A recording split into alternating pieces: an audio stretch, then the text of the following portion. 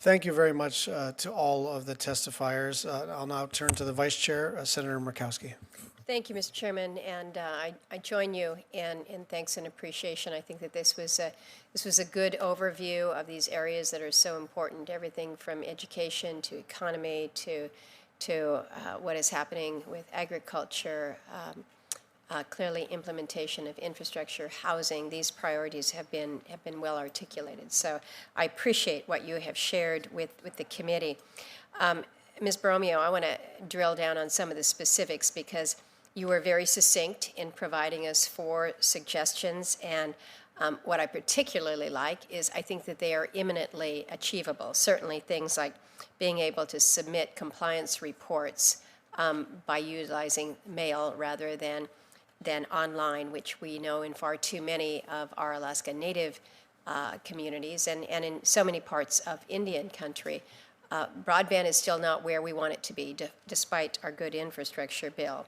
And then reporting annually rather than quarterly when we acknowledge just what it takes to meet these compliance requirements. So I thank you for that. You noted the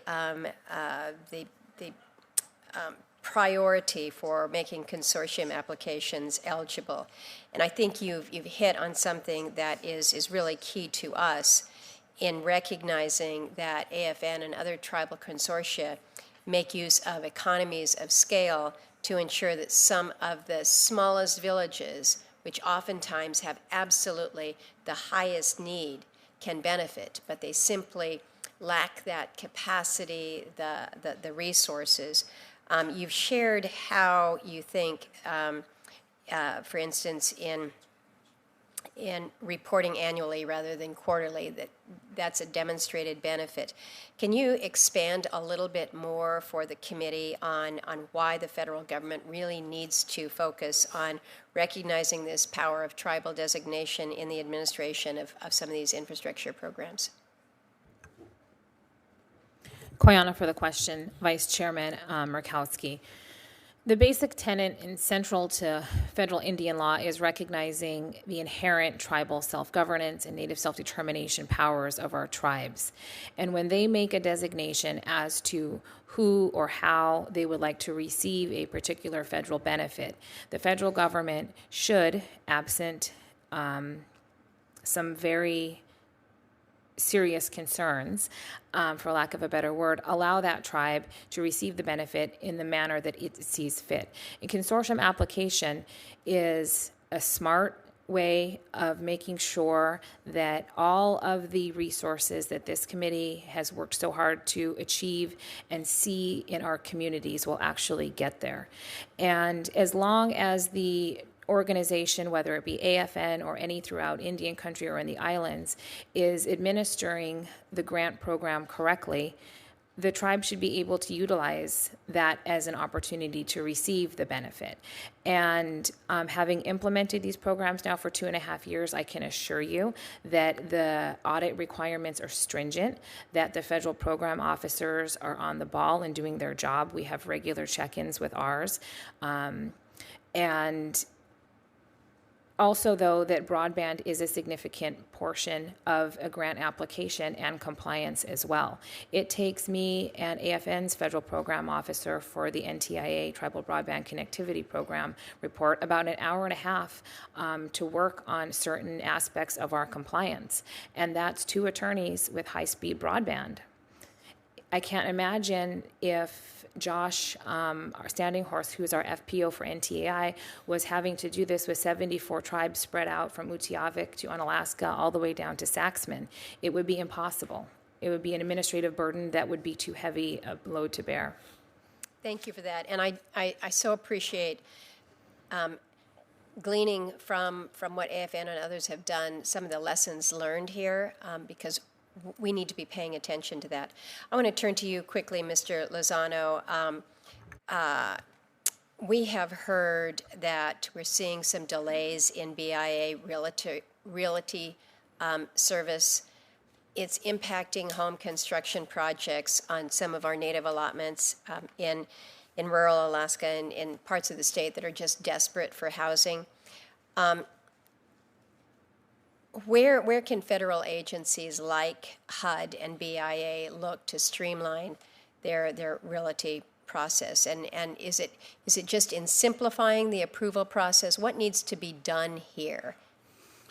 Thank you for the question, Senator Murkowski. And also, before I answer that question, I also would like to thank Senator Schatz, Chairman and Vice Chair Murkowski, for your support and constant champion work for NAHASDA. And we truly appreciate that and all the hard work you have done, and other committee members as well. So, as you know, BIA is still a slow process.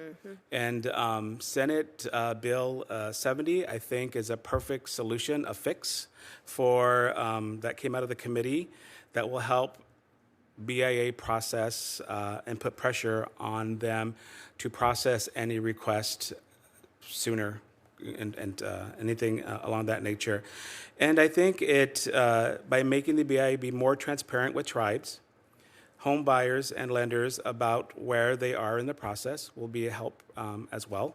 And as transparency always increases accountability. So transparency and SB 70. Thank you. Thank you, Mr. Chairman. Thank you. Senator Cortez Masto. Thank you, Mr. Chairman and the ranking member. I too agree. This is a great panel and great start for this Congress. Thank you all for being here. An important conversation. Mr. Frias, first of all, let me just say thank you. Thank you for highlighting a piece of legislation that I have introduced.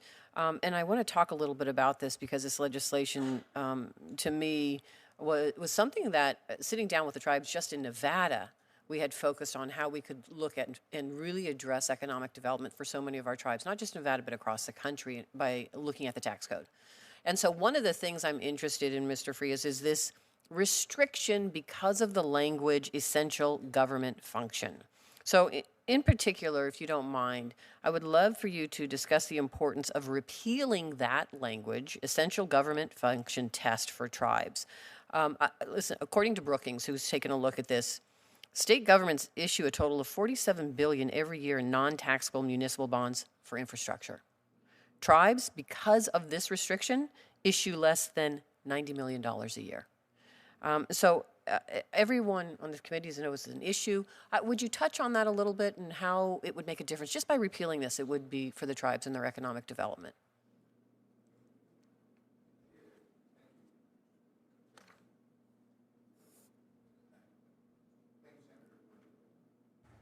Thank you, Senator, for that question.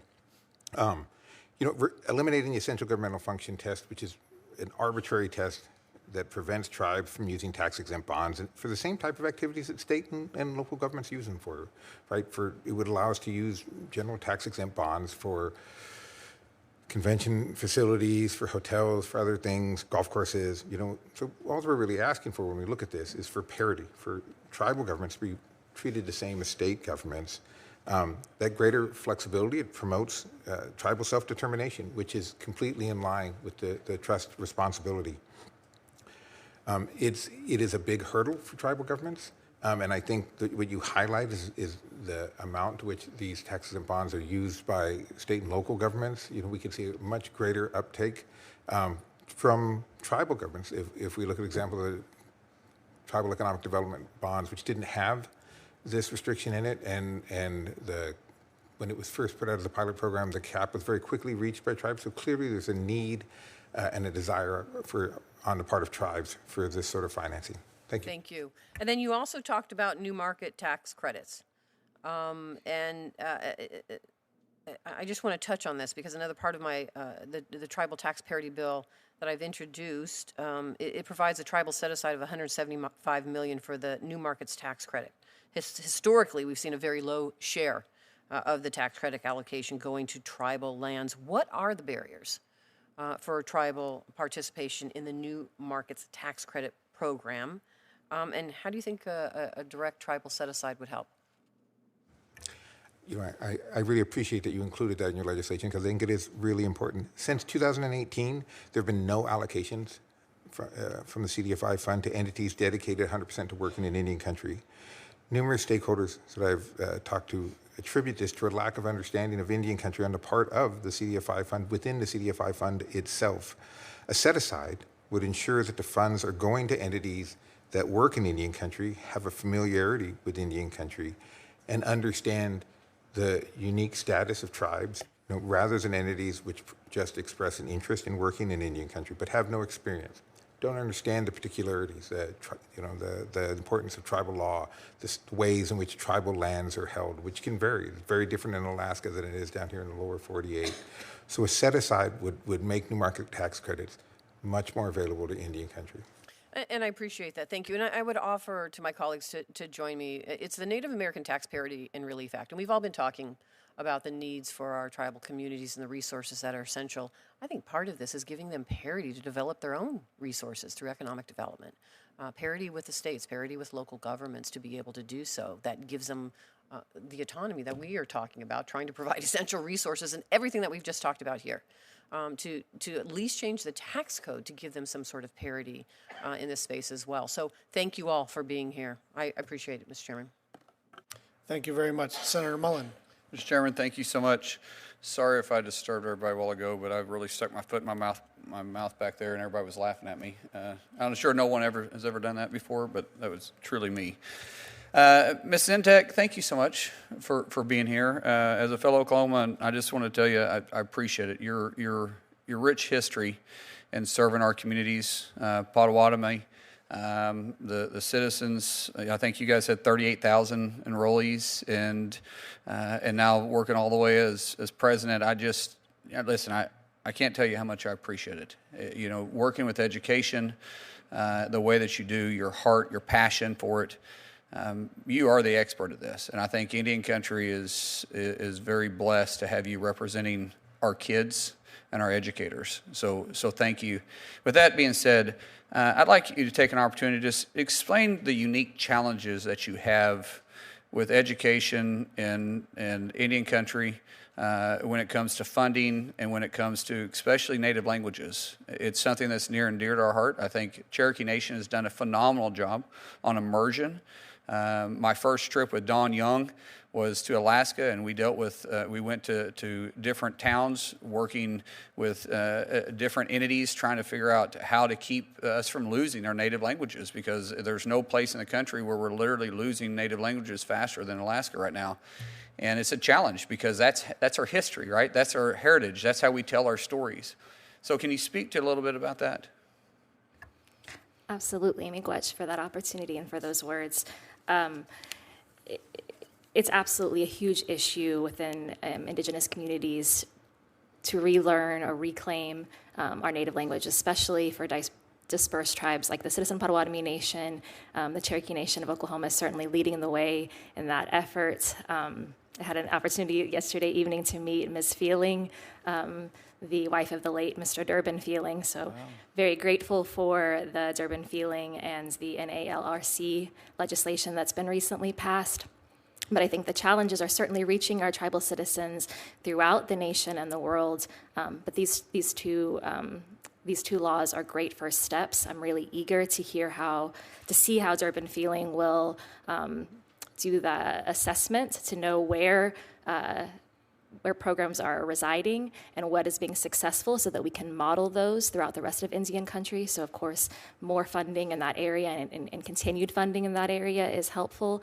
And then the center bringing together those resources and making those relationships that, again, we can learn from each other, we can collaborate, and then continuing to bring these experts to the table so that we can make sure to follow their lead, these language experts, these elders, these people who have dedicated their lives to language learning.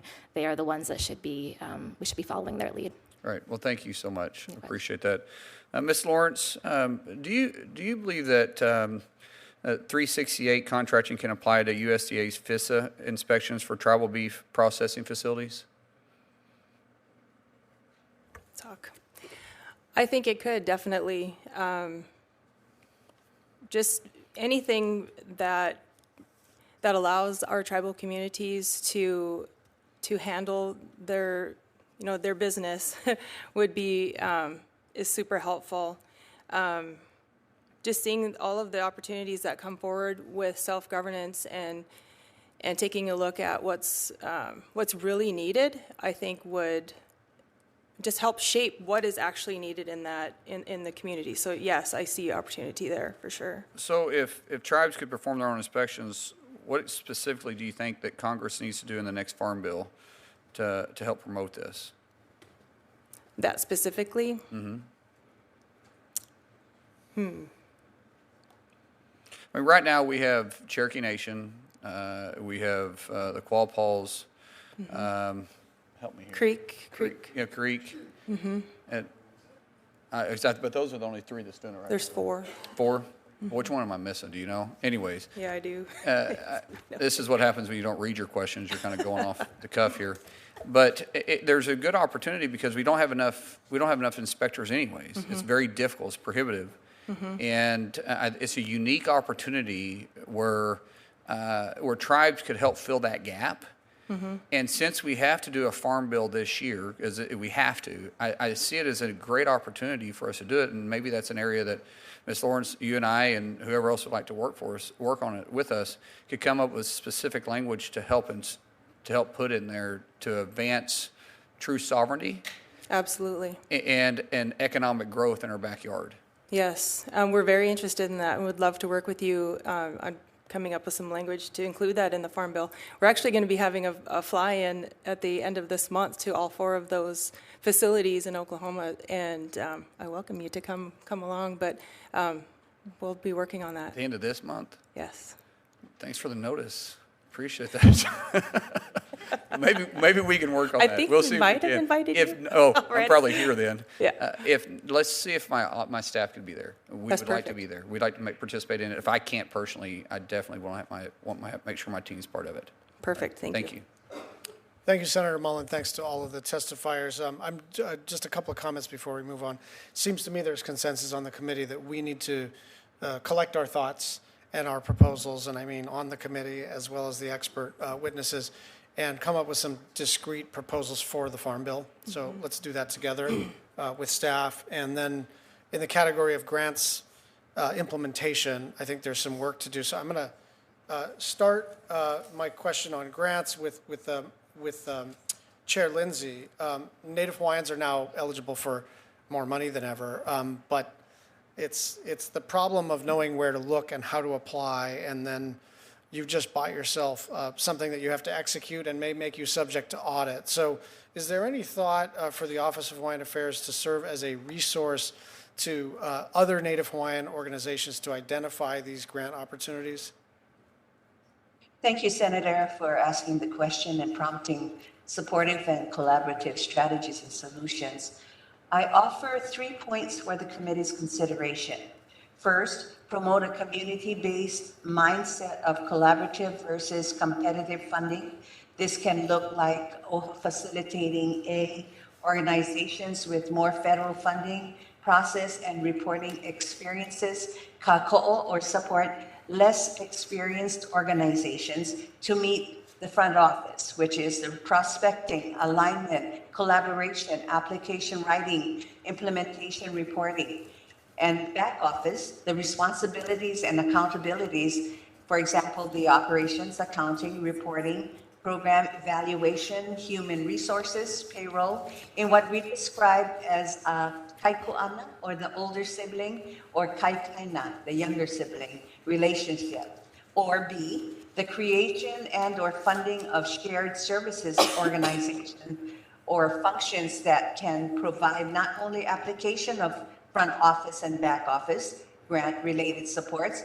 Second, federally funded technical assistance contracts via institutions of higher learning that specifically require recipients to assist community organizations with the federal grant opportunity supports. For example, prospecting, alignment, collaboration, application writing, implementation, reporting.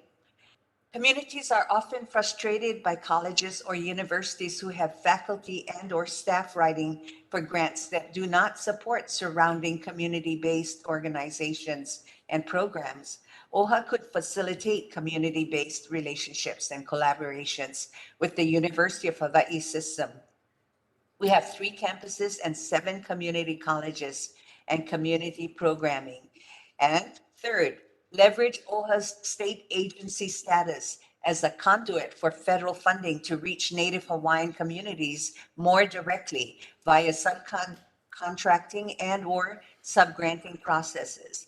Utilization of OHA as a conduit could mitigate duplicative or minimize administrative or overhead costs across federal grantor sources. Thank you very much. I'm going to get to, between the Inflation Reduction Act, some of the COVID relief funds, and of course the IIJA, there's a lot of money, new money for Native people out there. And Congress decided to make Native communities, to make tribes and Alaska Natives and Native Hawaiians eligible, right? But a lot of times we use an existing statutory structure and just added who was eligible. The problem is, there's an old saying in Hawaii, when you're talking to certain people in the government, they say, I don't care who wrote the law, I write the rules.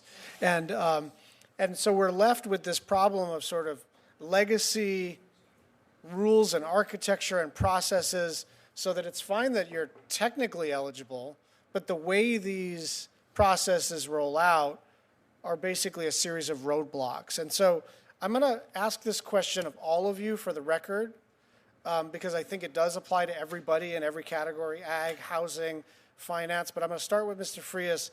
And could you just give me one example of the extent to which Congress's explicit intent to make Native communities eligible is being thwarted by people who, in good faith, were working over in Treasury and now are being told, accommodate the tribes, and they don't even know how to do that. But I think what we need is a lot of information about that, because there are a lot of knots to untangle. There's a lot of troubleshooting to do, but we need to know where this is happening so that we can exercise our oversight responsibility and frankly give the information to the White House, to either Mitch Landrieu or John Podesta or whoever is point person on implementing these laws, so they can go into those agencies, burrow in and say, Congress made a law here, you have to not make it impossible for them to participate. Sorry for the long question, but go ahead. Thank you, Chairman Schatz, for the question. And if I can, I'll give you two quickly. One would be the example I gave of the confusion that's been created on the Loan Programs Office in the Department of Energy, right? That I don't believe it's in the statute, but there's this confusion about whether tribes can access this money, $20 billion in the IRA, if they're receiving other federal funding. I don't believe that was at all your intent, but when the regulations are written and it comes down, there's this restriction. And another example would be related to the Greenhouse Gas Reduction Fund, another large pot of money specifically mentioning CDFIs, but CDFIs won't be able to, under the guidance that was recently released, they're going to put out two, I believe, large grants. They're going to be much larger than the CDFIs, especially native CDFIs, are going to be able to handle.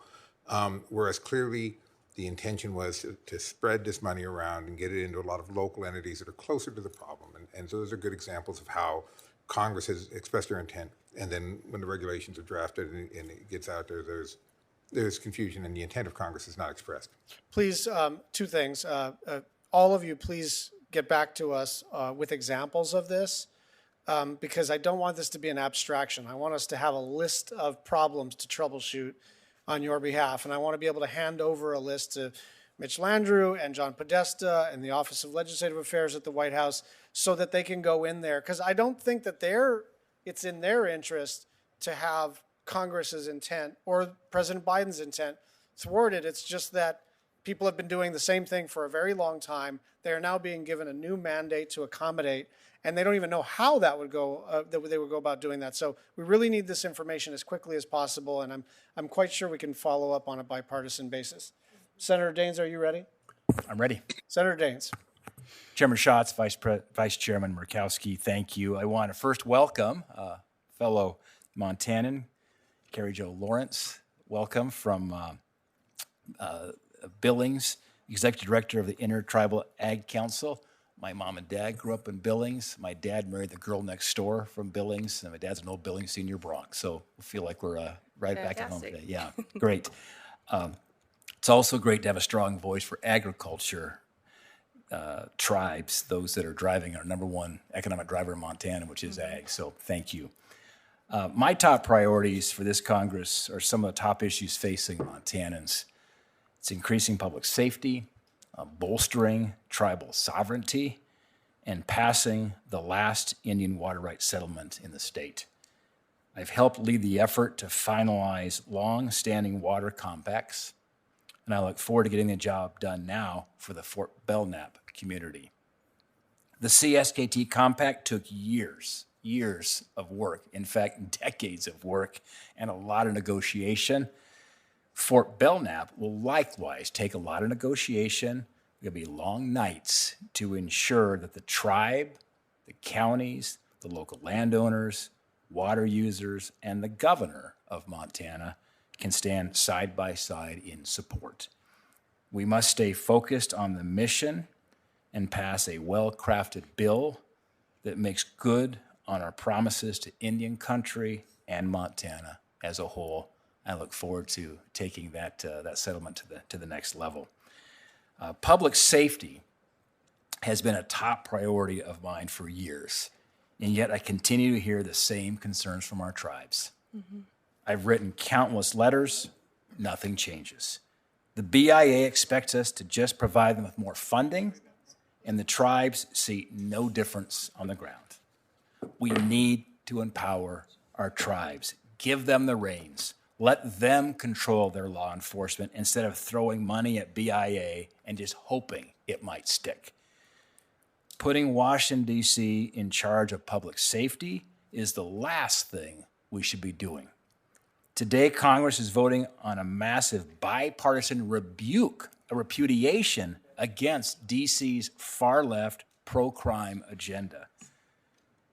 And I know the leaders back in Indian country in Montana see clearly the solutions are not here in Washington, D.C. They're in Browning. They're in Crow Agency. They're in Poplar. They're in Lame Deer. They're in Harlem. I look forward to continuing to work with Montana tribes to craft a bill that will finally put our tribes first.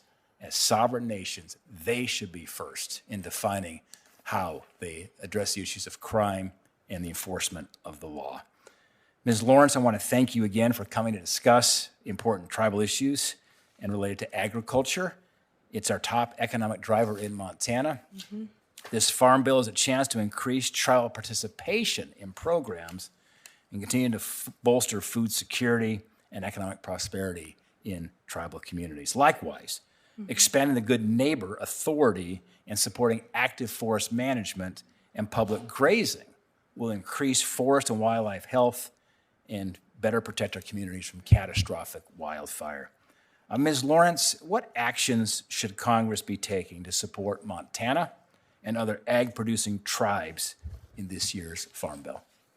Thank you for the question. And first of all, I think authorizing that the 638 authorities, compacting and contracting over feeding programs, I think in Indian country, and including SNAP, I think that would be an amazing step. Congress can eliminate the dual use prohibition that currently keeps feeding program participants from accessing both programs in the same month for FDIPR. FDIPR is the only feeding program where there is a dual use in prohibition. Authorized by Indian Act that prioritizes purchasing food in Indian country for their feeding programs for tribal producers. That would be a strong economic driver. Authorize greater flexibilities in vendor requirements so we can ensure tribal producers can provide food to their communities while being fairly compensated for the products they are providing. Also, extend Indian hiring preferences to USDA so that Native perspectives and lived experience are part of the federal program delivery for all of those programs. And of course, the consultation is definitely it's needed so much. And substantive tribal input is critical. And I think that can be accomplished by authorizing tribes to identify their resource concerns on tribal lands, for example. And so delineating tribal set-asides within specific programs. So it's really reaching tribal lands and tribal folks. Those are some first steps for sure. It's a lot of great input. Thank you. Appreciate it. As I wrap up, President Holsey, your virtual quick question. This gets back to the issue of maintaining your own police and public safety as a sovereign territory. President Holsey, how do we embolden tribes to get BIA and DC out of the way? Thank you, Senator Daines, for that question. I know exceedingly there are multiple challenges, especially with tribal police forces, especially many like my own that are cross-deputized. And we seek parity also to stabilize. Currently, we have exceeding challenges with retaining our police force because tribal nations are not eligible for pension plans and other things that would be in parallel to other police officers. So it is a revolving door. So I know that there is a tribal parity bill, and we are seeking support for that because it would be exceedingly important to stabilize that. For our tribal nation, we probably, we are a force of 7, but having to retrain and retain consistently creates significant barriers in our tribal nations. And I know we are one of 11 tribal nations in the state of Wisconsin. And in my region, there are 35 tribal nations in the Midwest. And I know that this has exceedingly been one of those issues. So we are seeking that parity. Great. President Holsey, thank you. Chairman Schatz, appreciate it. Senator Lujan. Thank you, Mr. Chairman. One of my top priorities as Congress is advancing the Native American Voting Rights Act, and I welcome everyone to come to the table to make this possible. Ms. Borromeo, did I say that correct? Good enough for government work. Well, how many pronounce it correctly? Borromeo. Borromeo. Yes or no, does the Alaska Federation of Natives agree that passage and enactment of the Native American Voting Rights Act should be a priority for Congress? Thank you for the question, Senator. And yes, we do. It's one of our priorities. Our number one priority, though, is implementation of this once-in-a-lifetime investment. Why is it important? Which one, sir? The Native American Voting Rights Act. Oh, thank you. We have a long, detailed history of discrimination and disenfranchisement when it comes to making sure that we receive equitable access to the ballot box. And several of the provisions in NAVRA remove those barriers and allow our people to exercise our right to vote on par with the rest of the country. We've been working very closely with both the Native American Rights Fund, National Congress of American Indians, and then, of course, internally in Alaska with most of our tribes and Native corporations and tribal nonprofits to make sure that the provisions are tailored to Alaska and that they work for Alaska. So we would like to see that piece of legislation move as well this Congress. I appreciate that, and I also am grateful that when we worked with you and with others to help build this, we were blessed that it initially received bipartisan support as well. And so I'm hopeful that we can find a path forward to get this done.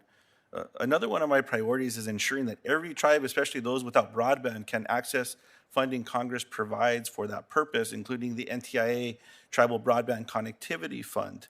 I'm focused in providing digital equity for tribes, and as one part of your testimony which stood out to me, yes or no, is it true that applications for NTIA's tribal broadband funds can only be submitted electronically?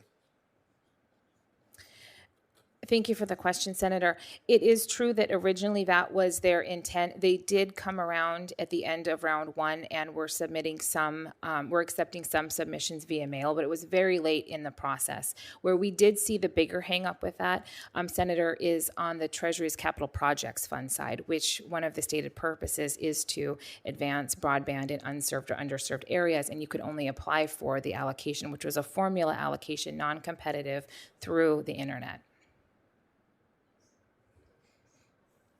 I appreciate that, Madam Vice Chair. That's where my head is. That's incredible. But I'm hoping everyone watching can fix what needs to be fixed, and I appreciate what NTIA has done, but more must be done. Thank you for that powerful testimony as well. How would you recommend NTIA change their process so that areas with zero connectivity can still apply for broadband funds, even with this change, or Treasury Department? Thank you again for that question, Senator Lujan. Honestly, the recommendation is to keep doing what they're doing. NTIA has been one of the more responsive agencies out there. When AFN comes and highlights a hurdle, they have worked diligently to remove that hurdle. Of course, we wish they would move a little bit quicker in issuing some of the programs, digital equity being one of them, but we also understand that this administration of these funds is a Herculean task and that they're doing the best that they can. Where I always point members of Congress and other administrative officials is over to the Department of Treasury. Fatima Abbas has been elevated to a permanent position in the Office of Native American Recovery, and she is a superstar. If we could clone her and send her out into the rest of the agencies, I'm confident that all of the laws as you enacted them and the spirit in which they were enacted will be implemented in no time flat. I agree with your assessment. I appreciate that testimony. Mr. Frias, with your testimony, you talked about easements and approvals as it pertains to infrastructure. Mr. Frias, yes or no, would you support legislation to require the Bureau of Indian Affairs to maintain a national database of all rights-of-way on tribal lands to allow tribes to access records from their homelands? Thank you, Senator Lujan. And although I live in Maryland now, it's always a pleasure to see my New Mexico delegation.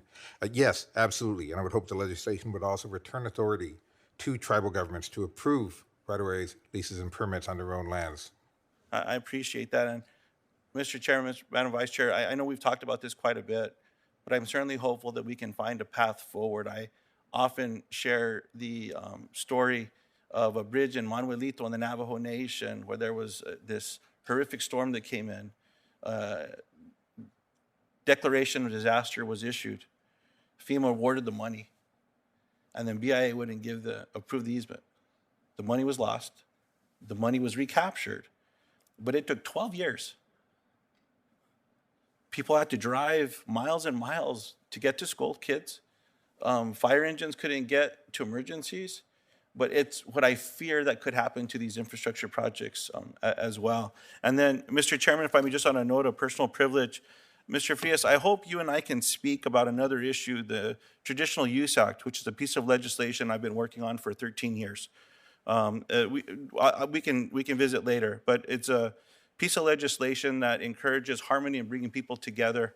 And I know that you wrote an email to the House Natural Resources Committee telling them of your opposition. We've never spoken about it. So I hope we can chat about this. It's a piece of legislation that embedded in it, it says that it will not infringe upon Native American rights at all. No sovereign rights. So I'm hoping that we can address this. It's a New Mexico issue. It's an issue where it's families that live with each other, work with each other, often married to one another. And I'm certainly hopeful that we can find a way to ensure that communities that don't have lobbyists, that don't have financial means, that are often run over by the federal government, this sounds familiar, can get a little support. And I'm hoping that we can chat about that in the near future. Thank you, Mr. Chairman. I look forward to speaking with you about that, Senator. Senator Hoeven. Thank you, Mr. Chairman. Ms. Holsey, I want to talk to you about the crime, and victims on the reservation, what we can do to mitigate crime on the reservation. Since I was chairman of this committee, I've been working to advance the Survive Act, which would set aside 5% of the Crime Victims Fund to be allocated directly to tribes. And so I continue to do it to make sure that we're doing an adequate job of funding law enforcement and protection and assistance for victims. But I would like to know what steps you think Congress can take and this committee should take to better address public safety on the reservation, particularly for women and children. Thank you for that question, Senator Hoeven. And as a committee co-chair of VAWA, I appreciate that. And to your point, safety and wellness of our citizens transacts many departments, not from law enforcement to social services and the protections, especially with the most recent reauthorization of VAWA. but it also requires cooperation of multi-federal agencies in order to share communications across the board. And as you know, especially as it relates to violence against women or human trafficking and other issues that many tribal nations contend with, it's cross-jurisdictional, it intercedes sometimes across state lines and sometimes internationally, and it requires immediate response to that. So having the ability to have those interpoles of communication through multi-jurisdictional law enforcement agencies as well as other federal agencies is exceedingly helpful. And to your point, making sure that there are set-asides or specific resources to help us. Sharing data, especially creates a level of safety because it has a more timely response to somebody that is in danger or who is missing or who is unaccounted for. As many of you know, there is an erasure issue that is among tribal nations, and we have citizens that have been missing for centuries sometimes, and so now there is a more robust attempt to start to resolve. But I appreciated Chairman Schatz' sentiment at the beginning of the hearing where he said no decisions about us, and so it requires robust consultation with tribal nations because tribal nations are not monolithic. They have uniqueness to jurisdiction issues and their own tribal governed laws. And so I would say that would be a robust start in that inclusion and consultation as to how to resolve these issues and bring safety to our tribal nations. Yeah, that's a good point. There's incredible diversity among the 700 plus reservations across the United States. I think a lot of people don't realize that, but that's a really strong point. Another thing that we've worked on and are working on diligently is more BIA law enforcement officers. There's a shortage. We've worked to set up additional training. For example, we have a BIA law enforcement center at Camp Grafton in North Dakota to help recruit and train BIA law enforcement officers. I'm co-sponsoring with Senator Cortez Masto, the Bridging Agency and Ensuring Safety for Native Communities Act, badges we call it. I've worked with Senator Udall on some of these initiatives, and so the work continues. This legislation would allow BIA to do their own background checks. Do you have any ideas on what else we can do working with tribes to recruit and get more people into these BIA law enforcement positions? I think it's going to take an entire look at even the structure of how officers are compensated and how that works. I know oftentimes even with different agency partners, even with the challenges most recently with, the Secretary of IHS in terms of Rosalind Sao. So in terms of the wage, when you look at the parity of the wage and the significant job that you're asking people to adhere to, it oftentimes is looking at the compensation structures and how that works. And making sure, as I previously stated, even just for tribal nations to find not necessarily interior police officers, but tribal police officers, and in my instance, cross-deputized police officers is just as a stabilizing endeavor in making sure that there is parity even to, because sometimes right now we are in competition with our local county and our state to retain tribal officers because we are unable to provide police officers with a pension and the things that they should be entitled to, like any other officer that serves and protects any jurisdiction. Yeah, I'm glad you said that. That's one of the things we are trying to get more flexibility in wages and incentives to recruit. So I'm glad to hear you say that. Thank you so much. Again, thank you to the chairman and ranking member for holding this hearing. Thanks to all of you for being here and for your work. I appreciate it. Senator Murkowski for some closing remarks. Well, Mr. Chairman, thank you. I thought that this was good input from those who are testifying today. I would like to continue this hearing in a way that is not hearing-based, but an ask, not only for those that are testifying, but for those that have been listening. We're looking for lessons learned. We are looking for an identification of those continuing barriers that allow or prohibit our tribes and our organizations to move forward and freely access, whether it's the infrastructure funds, whether it's other funds that are available, programs that we have put in law. This committee is an oversight committee. We put into, we're the authorizing committee that puts programs, whether it's NAHASDA or whatever the program may be. We need to know where things are working. So what you have laid out in terms of a challenge, Mr. Chairman, I think is really important here. We want those examples. And I think it was very telling when Senator Lujan raised his example of the bridge, when Nicole raised her example of the broadband application. And every one of us had a reaction of, you got to be kidding me. So I think we need to have a category of stories where you can submit to the committee that you got to be kidding me stories, because you all know different situations where you've looked at it, you know what's going on, and it's gotten to the point where nobody can defend what is actually happening here. Those are the things that I think, Mr. Chairman, you're a guy who likes to fix things. But in order for us to really fix things, the more detailed that we can get the issues, the better we're able to rattle some cages here and actually fix them. And I'd look forward to doing that with you. So thank you. I look forward to the "you got to be kidding me" portal. Thank you very much, Vice Chair. I couldn't agree more. I think there's sometimes a tendency not to want to come to members of Congress, United States senators, members of the Indian Affairs Committee with small stuff, right? And there's also a tendency on the committee to want to do, big authorizing legislation, landmark stuff, the kind of stuff that when you retire, you can say, I passed this bill, right? But we are in a phase now where strategy is execution.